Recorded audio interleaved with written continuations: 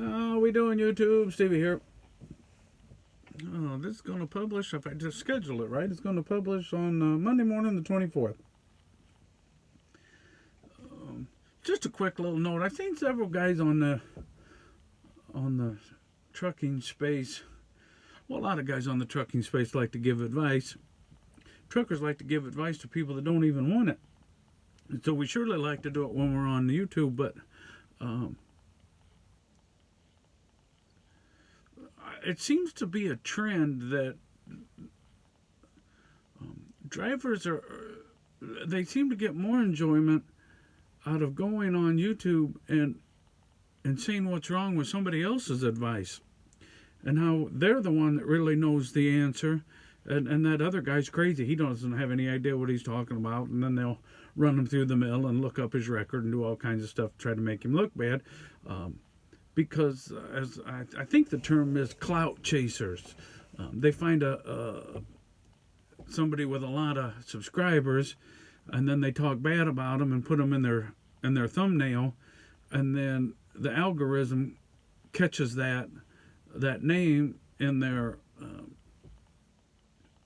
thumbnail title, and then since that other driver has got a lot of followers, well, that drags you into their suggested videos, and then they get clicks and get more views. And of course, you always, unlike the old axiom of you catch more flies with sugar than you do with vinegar, when it comes to the YouTube algorithm, I think that's the exact opposite. I think you catch more flies with vinegar than you do with sugar, because the more negative it is, it seems to be the more that it really works. And if you can get into a YouTube feud with somebody, especially if they're a bigger creator than you can really get a lot of views there. And the more views you get, of course, the more chance you get at getting subs, which is what we all want to get. We all want to get our 4,000 hours and 1,000 subs so we can monetize, or at least get enough that we can pull in some advertisers or something like that, or get some sponsorships. Most people that do YouTube, they do it because they'd like to make a few bucks at it eventually. There's no shame in that. And people that, a lot of folks on YouTube, as we've all seen in the past, they do a lot of driver referrals for the company they're at, or fuel cards or things like that. And I've never really promoted my company that much. Arca, that's where I'm at. I'm not embarrassed to tell anybody where I am, although it's not really a good practice to tell people you are, because if they don't like it, then they call your company and say bad things about you to the safety department, which they do. But I never really wanted to give driver referrals or try to push for driver referrals, which I'm sure I could have gotten a few along the way probably, because whenever I put the ARCA in my title, or if ever I put Lone Mountain, especially Lone Mountain more so, I always get a lot more traction on my videos if I put Lone Mountain in there. I need to do a few more Lone Mountain videos because the program has worked really good for me, but I don't know that it worked well for everybody. And that's why I don't talk a lot about ARCA, is because just because it works good for me doesn't mean it'll work good for everybody else, or anybody else, let alone everybody. Because I've talked to a lot of drivers, ARCA drivers, in the parking lot at the yard up there, or different places where I run across them, and they're not doing as well as I am. I'm sure there's some that are doing way better than me. I'm not saying that I'm at the top of the list or anything. I'm just saying I'm doing pretty well here. But just because I am doesn't mean that translates to other people. I don't know where you like to run. I don't know how hard you run. I don't know if you can get along with your dispatcher. I don't know if your dispatcher is any good. I have a very good dispatcher. Walter's very good. So, and I've been here for about 2.5 years now. So that makes a big difference as well. But I say all that to say this. They be very cautious of taking advice, trucking advice, from somebody that's not doing what you're doing or what you want to be doing. I'm not going to mention any names, but there's a guy out here that does kind of a specialty kind of trucking, and he rant and raves about everybody else. If you're not doing specialized, if you don't specialize, you won't be successful, and pretty much is insulting. Then you're not very bright if you're not specialized. Well, I'm doing dry van. I'm doing quite well.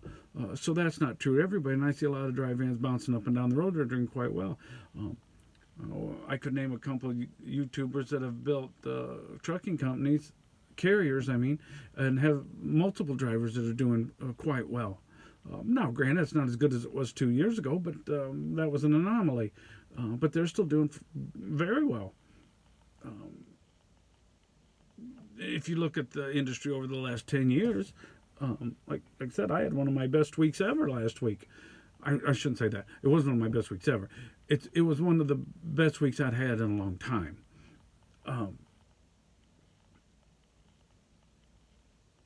And when I listen to other people on YouTube, way better than what they're doing. So you can still make money out here doing this. Don't throw the baby out with the bathwater. But, that's an example of a guy that just runs everybody else through the mill if they're not doing what he's doing. If you're a company driver, you need to be following, I'm not saying you should be following, the advice that you follow should be from somebody that's doing what you're doing. I couldn't tell you how to be a good company driver right now. I don't have a clue. I haven't done that for a couple of years, so I don't know that world. I don't know the numbers. I don't know what good rate per mile is. I don't know what good percentage is. I don't know what good benefits packages are. I don't know those things. So you need to follow somebody that's in that world. The other thing is, if you're in lease purchase right now, follow people that are being successful at lease purchase. I'm sure they're out there. Just a matter of finding somebody that people that are doing good at that. Don't follow somebody that's not even doing it at all, and them tell you how terrible it is when they're not even doing it. They don't really know the numbers. They don't know your numbers. They don't know the load board. They don't know your freight pool. They don't know anything about your business. But they're going to come online and tell you how this run this other guy through the mill. Because they're not doing what they're doing, so you should follow them. Well, he ain't doing what you're doing either. So I'm saying if you're running reefer, follow guys for advice that are running reefer. If you're doing dry van, follow those guys. Whatever you're doing, follow the guys.